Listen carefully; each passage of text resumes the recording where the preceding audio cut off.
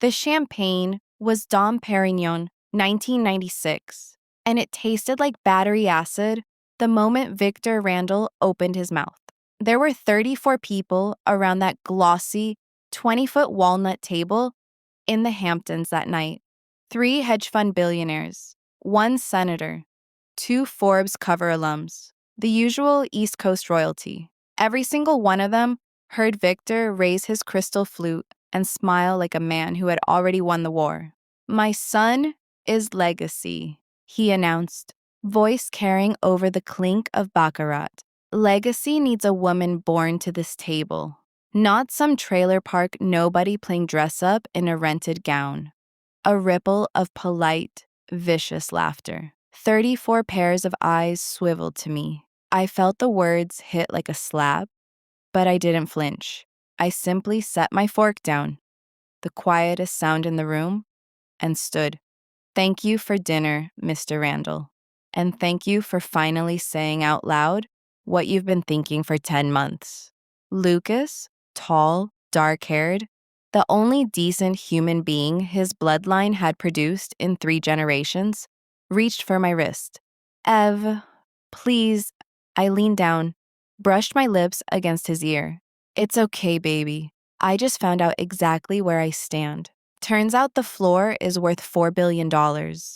Victor's smirk was pure triumph. He thought he'd won. He thought he'd finally scared off the gold-digging trash for good. He had no idea the trash owned the landfill.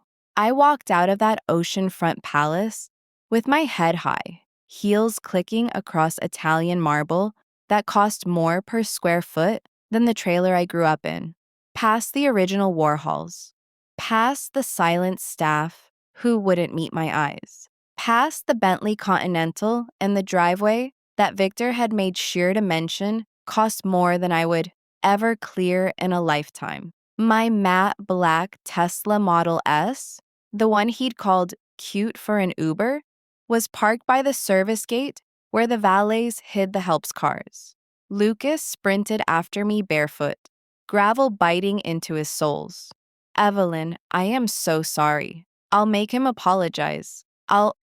No more making him apologize, Lucas. No more pretending he didn't mean it. He showed us who he is. Believe him the first time."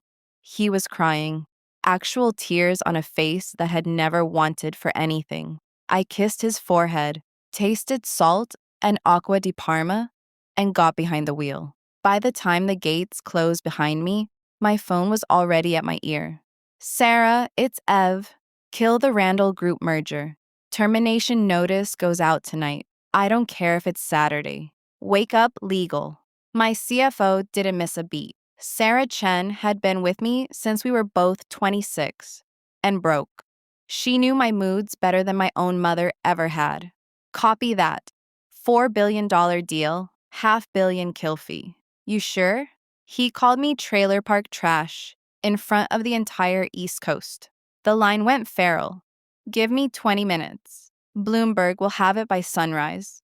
I hung up, rolled the windows down, and let the Long Island Expressway swallow me whole. I grew up in a single wide in Appalachia with a mother who loved Oxy more than me. By 14, I was stocking shelves at the 24-hour Walmart. By 17, I was putting myself through community college on financial aid and pure spite. By 25, I'd flipped my first startup for 9 figures. By 34, I controlled Carter Capital. Quiet, ruthless, and completely hidden behind shell companies and NDAs. Victor Randall's investigators had found the trailer, the food stamps, the night shifts. They never found the empire because I never let them. Sunday, 7:03 a.m., 68 missed calls, 14 from Victor's personal cell. I let them all rot in voicemail while I drank coffee on my Tribeca balcony and watched the Hudson glitter like broken diamonds. 7:46 a.m. Randall Group pre-market down 22%. Someone was panic selling. 8:12 a.m. Victor Randall was in my lobby. No appointment. No pride left. Just a 62-year-old king who had just realized his throne was particle board. Security stalled him for 47 minutes in the glass conference room we reserved for people we wanted to watch sweat. I finished my avocado toast, touched up my lipstick, and finally walked in, wearing jeans and a white t-shirt that cost more than his tie. He stood so fast the chair rolled back and hit the wall. Evelyn, 5 minutes. I was drunk. I was cruel. I'm sorry. The merger? You weren't drunk. You were honest. And honesty has consequences. He aged 10 years in 10 seconds. Without Carter Capital, Randall Group is dead in 18 months. You know that. Then maybe it dies. I walked to the floor-to-ceiling window and looked down 63 floors at the city I now owned pieces of.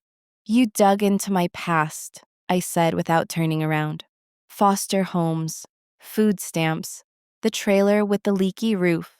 That's where your little PI report ended. You saw the mud. You never saw what grew out of it. I faced him. Carter Capital isn't a fund, Victor. It's a weapon, and I just pulled the trigger.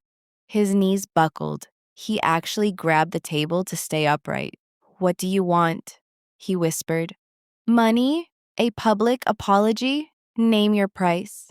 I want you to remember what it feels like to be judged for where you were born instead of what you built. And I want you to remember it every single day for the rest of your life. I walked to the door. What about Lucas? His voice cracked. You'll destroy his inheritance. Lucas is brilliant. He doesn't need your rotting kingdom. He's going to build a new one. With me. I left him there. A king without a crown in a room made of glass. Monday, 10 a.m. Emergency board meeting at Randall Group. My moles inside told me Victor screamed, begged, threatened. Didn't matter. The vote was 11-2. Victor Randall was removed as chairman and CEO, effective immediately. Tuesday, 2:47 p.m. Carter Capital launched a hostile tender offer. We already owned 28% through silent accumulations. By Friday, we had 73%. By the following Wednesday, Randall Group belonged to me, rebranded the same week. Carter Randall Ventures. Lucas never took a penny of his father's money again. He started as Chief Strategy Officer, reporting directly to me, earning every zero on his paycheck. We turned the old Randall headquarters into affordable housing for single mothers and opened a coding academy in the basement. 6 months later, we got engaged on the exact same beach where Victor had humiliated me. The mansion behind us, now owned by Carter Randall Foundation. We were converting it into a residency for foster kids who code. I wore a simple white sundress. Lucas wore linen and a smile that could stop traffic. Victor watched from the guest house 300 yards away, the only building we let him keep. He stood on the porch with a cup of coffee gone cold, looking smaller than I'd ever seen him. He still calls once a month. Same time, same question. Evie, when will you forgive me? I always give him the same answer.